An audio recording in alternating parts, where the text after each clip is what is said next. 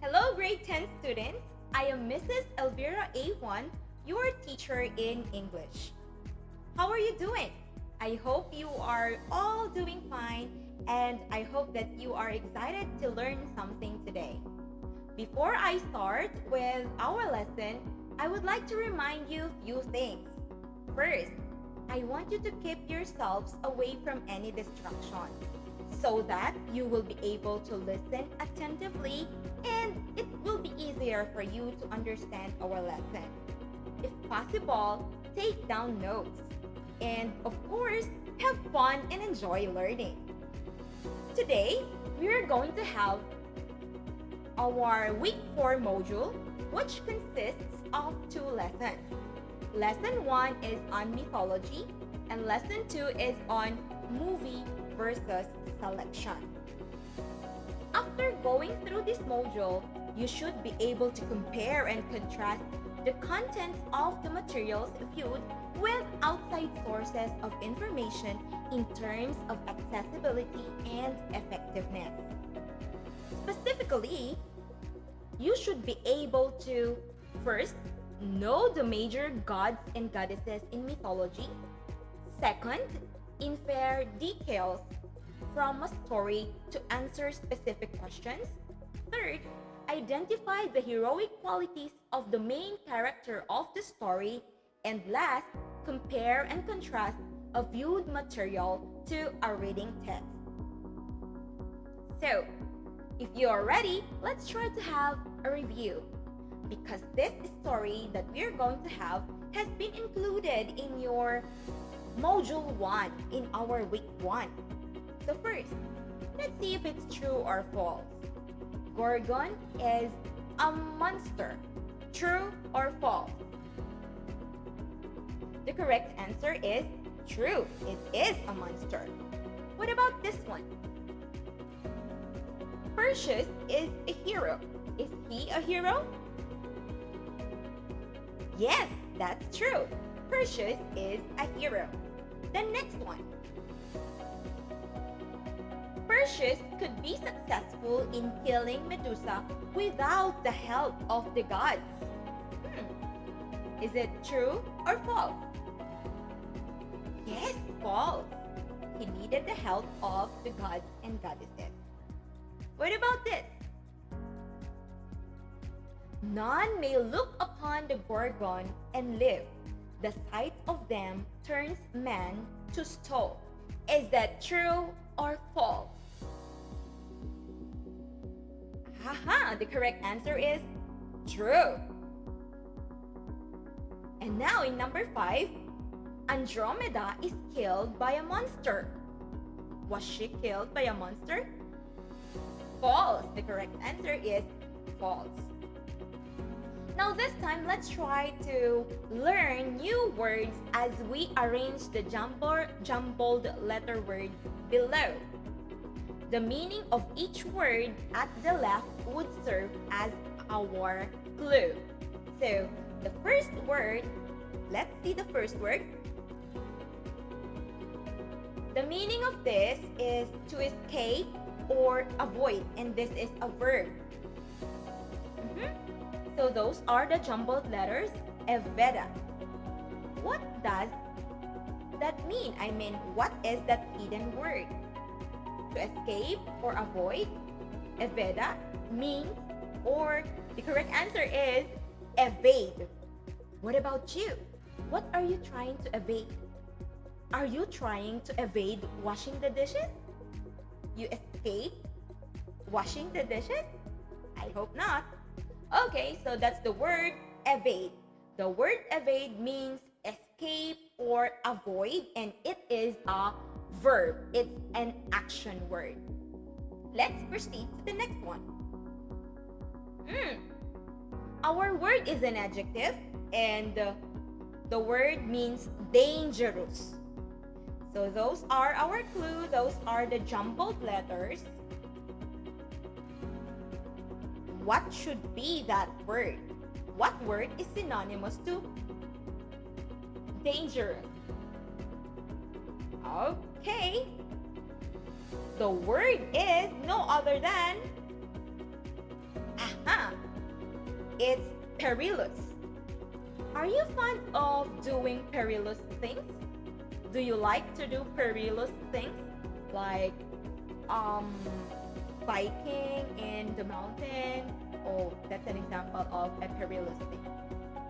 Okay, so that's our second word. Our first word, our second word, and now let's proceed to the third word.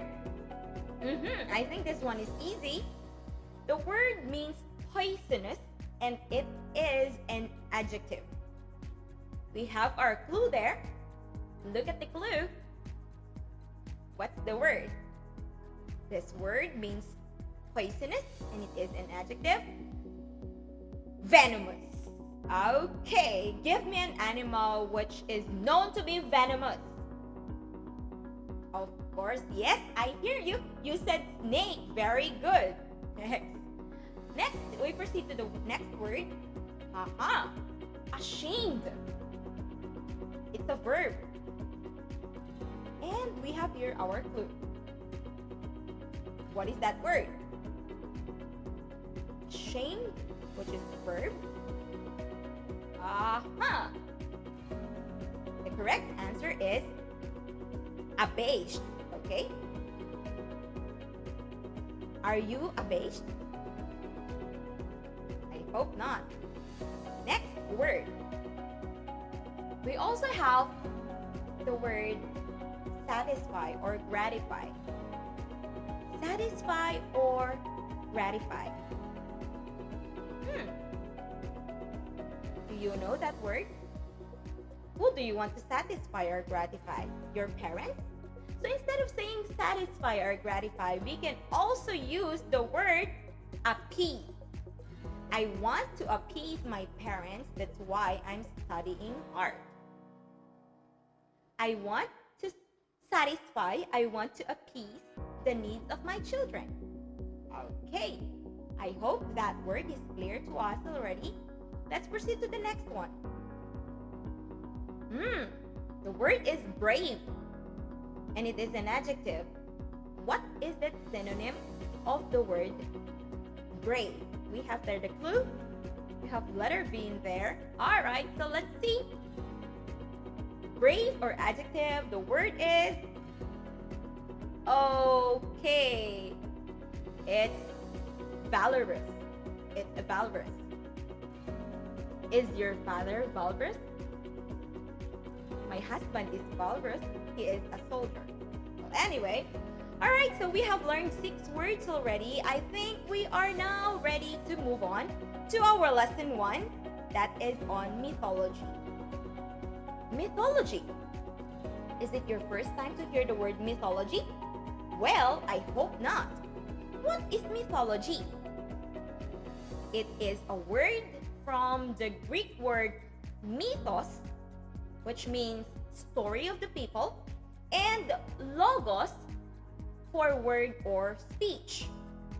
All right, so therefore, mythology is a collection of myths, especially one belonging to a particular religious or cultural tradition.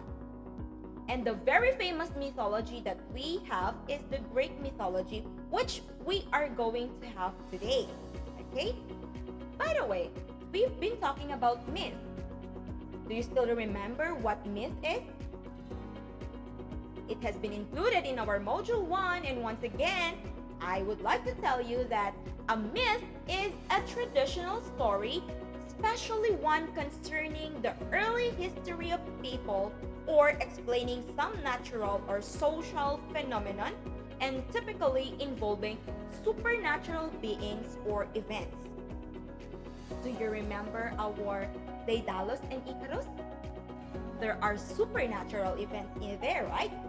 That is actually considered a myth. So, what are the myths you have read so far? I believe that you have read Daedalus and Icarus, and also the Gorgon's head. Am I right? Okay. Now, let's try to go back to our story, the Gorgon's head. Let's try to identify the characters in the story. in that myth. Look at that picture. Who is that? Yes, that is Perseus. And he is a hero, and he beheaded the Gorgon Medusa. We will go further to that discussion later on. Next. Oh, that one. Who's that? That is no other than Medusa. And Medusa is one of the 3 monstrous gorgons, and she is generally described as winged human female with living venomous snakes in place of her hair. Those who gazed into her eyes would turn into stone. Okay, so that is Medusa. Can you imagine Medusa? Yes, I hope so. The next one. This is Zeus. Zeus is the Olympian god of the sky and the thunder, the king of all other gods and men, and consequently the chief figure in the Greek mythology. And in our story, The Gorgon's Head, he is the father of Perseus. Okay, we proceed to the next one. Who is that lady? That is Princess Danae. She is the daughter of King Acrisius and the mother of Perseus. What about this one? The one with winged sandals and winged hat. Yes, that is Hermes, and he is actually the messenger of the gods in the Greek mythology. Next. Who's that? That is King Acrisius and the king of Argos, who had a dreadful oracle that no sons will be born for him, but he will have a grandson who will slay him. So that's King Acrisius. The next one is, Andromeda. She is the daughter of Cepheus, king of the Ethiopians. And of course, she became the wife of Perseus. Next one, who's that? It's King Polydectes.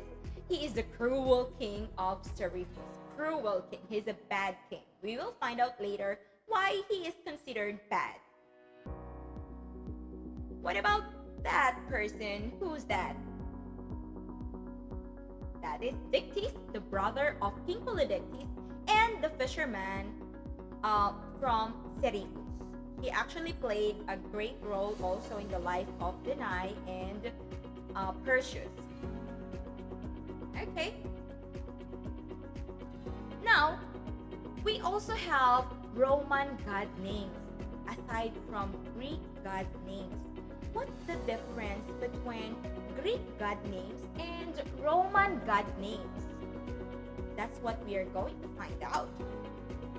Roman gods and goddesses were named after objects and did not possess a gender, whereas Greek gods were decided by human characteristics and traits. Would you like to know the Roman names of our Greek gods and goddesses?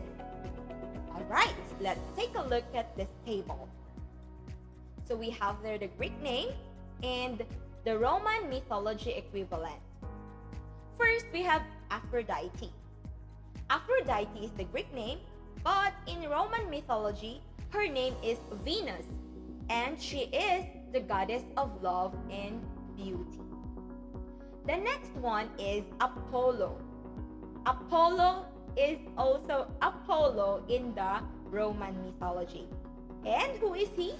He is the god of archery, music, prophecy, and healing. The next one in there is Ares.